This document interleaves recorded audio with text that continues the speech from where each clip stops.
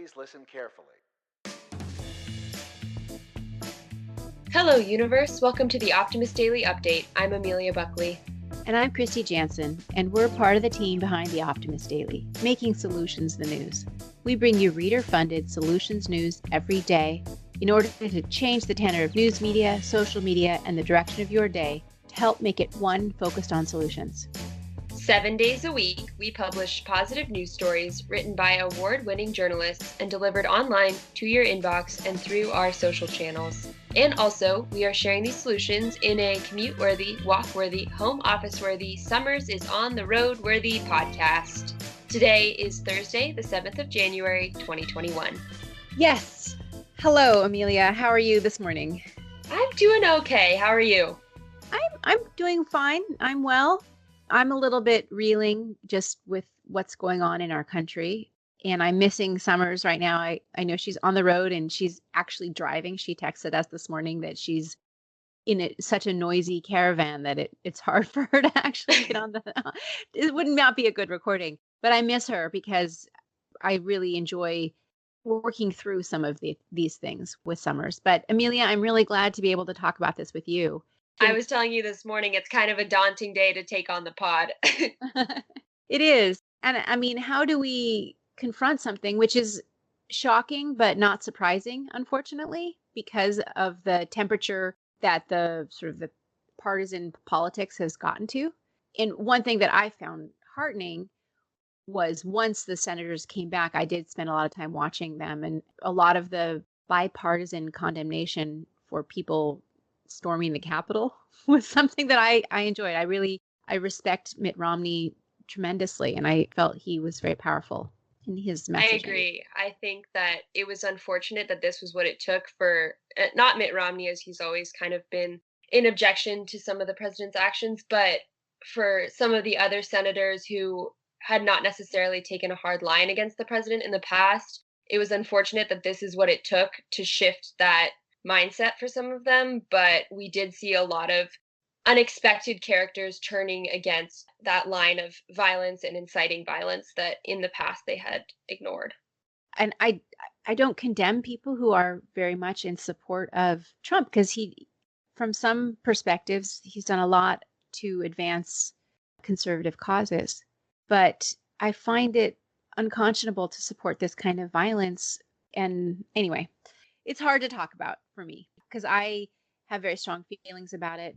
And I think one of the most important lessons from this moment is that we really did learn from a civics point of view how important it is to have the different branches of government be strong in their unique and individual missions. Yeah, it definitely exposed some of the fragilities of democracy and how it does take vigilance to upkeep a successful democratic system. And I think we'll definitely continue to see the fallout of this in the coming days and weeks. But for today, I think we're going to shift focus a little bit. I know that we have some other solutions to talk about, and I think we're excited to share some of those. Did you want to talk first about what your solution for the day was? Sure. I mean, I do want to acknowledge that our lead story was about Raphael Warnock. And the thing that is remarkable about his win is it's the first time that a Black person has been elected to the U.S. Senate from a deep South state. So it was a breaking of a barrier, which was pretty remarkable. And the story that our writers focused on was the fact that Vice President-elect Kamala Harris, who was the first Black woman and woman of color to serve as a senator from California, was the one who sort of passed the torch over to Raphael Warnock as the first Black senator from Georgia. It was a momentous election from that point of view and from the perspective of racial equality and racial representation within the U.S. government. I felt like that was a solution, and I was proud of that we wrote that story. But it is a challenging thing for us. We're not a political site at all. We try to really stay above the fray and out of the fray in terms of politics. So I don't know how we'll be handling what's going on in the U.S. Capitol right now. Yeah, definitely continue to take a deeper look at it. Unfortunately, if yesterday's events hadn't been so extraordinary, we probably would have seen a lot more attention on Warnock's election. Sure. But we'll see the results of that and the implications of his election in the coming future. So excited to continue to follow his movements as he heads to Yeah. the Capitol. But the headline I decided that I really wanted to talk about because it tickled me was the headline that read, Startup transforms 32 million discarded chopsticks into sleek household items. And the reason that this one got into my mind and I just wanted to highlight it was that it's something that I often think when you get takeout from a Chinese restaurant or a Japanese restaurant, you end up with chopsticks. Usually they're single use bamboo sticks that I'm always at a loss to know what the best way to deal with them is. Do I put them into the trash or do I try to, I mean, they're not recyclable. I suppose you can compost them eventually. But what this company is doing, it is trying to upcycle them into household items that range from tablet stands to tabletops, a butcher block. It's a company called Chop Value, and it so far has recycled more than 32 million chopsticks, diverting them from landfills, which is where they mostly end up, and turning them into dining tables, butcher block countertops, and other beautiful household items. So I thought this was a fun and interesting solution that I wanted to just point out. I liked it a lot. If you could pick one household item to be made from chopsticks, which one would you want to get out of the products that they make? Well, I really enjoy using wooden like platters for things. I think that would be really a great use for this kind of the butcher block idea, but something that I can take out and put in. I could use it as a display.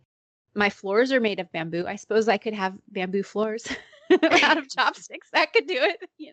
It's a little more sophisticated than what I've done with chopsticks in the past is wash them and use them as labels in the garden, like plant Oh, markers. that's a good You can idea. put Yeah. like tape on the top of them with the name of the plant and stick them in the garden. That's very, very intelligent use of them. But I love any ways that are unique and interesting, thinking about how to turn things which we've just taken for granted as waste and just tossed away without thinking about it, but putting some more intentionality in that, some more innovative ways of thinking and reimagining what the second life for that item could be. And so that's why I really appreciate Chop Value. That's cool. I'm excited to see where the company goes and maybe Yeah. even buy something from them. Yeah. Well, speaking of reimagining things, a team of Yes. researchers from UC Davis has also really reimagined a solution in the healthcare industry, actually. So the researchers have managed to narrow in on the psychedelic drug ibogaine, which is originally from the roots of a West African shrub. And they were actually able to remove the psychoactive elements of the drug, but still reap the mental health benefits that the drug has been used for historically. So it's basically has been shown to reduce drug cravings and withdrawal symptoms. So similar to psilocybin, it can be really beneficial for mental health treatment. Psilocybin is used a lot for PTSD and depression treatment and can be a lot more long lasting than some of the more traditional therapies for those mental health issues. The researchers have actually able to take out the hallucinogenic effects and just leave the benefits. So they've only tested this in mice in an experimental setting, but basically they've shown that even without the hallucinogenic effects, it was effective in mice in reducing addictive behaviors and in treating depression and behaviors associated with depression.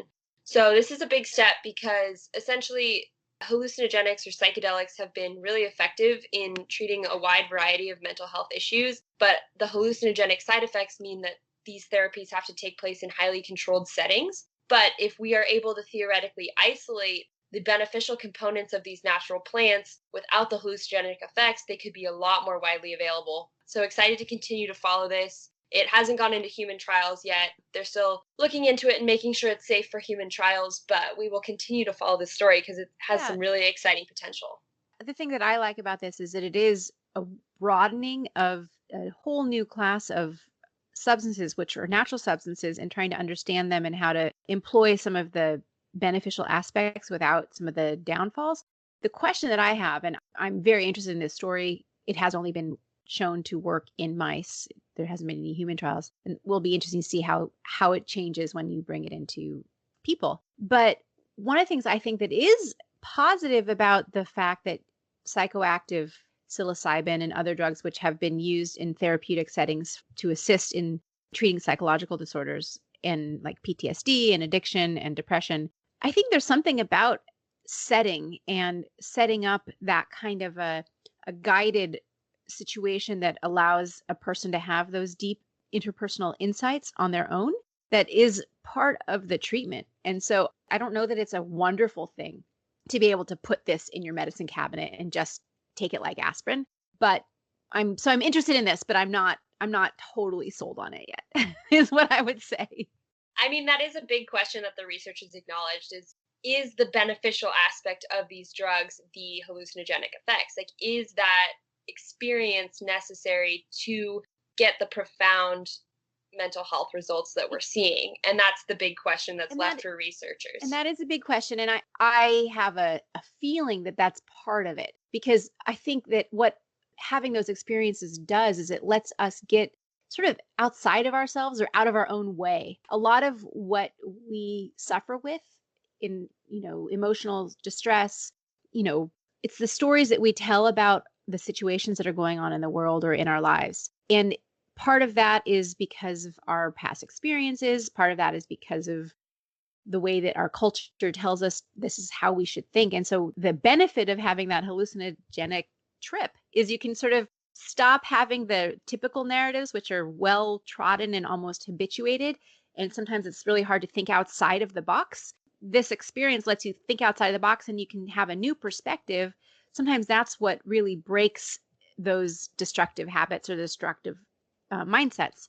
I don't know. I'm very interested to see how this comes out, because I do think that there's something about that hallucinogenic experience in the right setting with the right kind of guide that is a big part of the benefit. But maybe that's wrong, and that's a big question that I know that these researchers are really starting to investigate. And so what is great is that doing this research and testing these substances which have been treated as if they're just absolutely outlawed, it's super important for advancing the medical field. So thanks so much for highlighting this story today, Amelia. Yeah, I liked it. It intrigued me, especially with Oregon's recent legalization of psilocybin. It's very relevant. Relevant, right. All right, well, let's just run through the other headlines really quickly before we say goodbye for today. But there's a bike wheel filter that purifies outdoor air while you cycle. So freshens up the fresh air even beyond how it is. If you have unused frequent flyer miles, a lot of us may have those. We haven't been able to use them this year. There are ways you can donate them that will benefit others who might need them. Quercetin is a very important antioxidant. There's an article about eating foods with quercetin that can really benefit us on a health level. It lists out a lot of those items, and that's an interesting thing for health.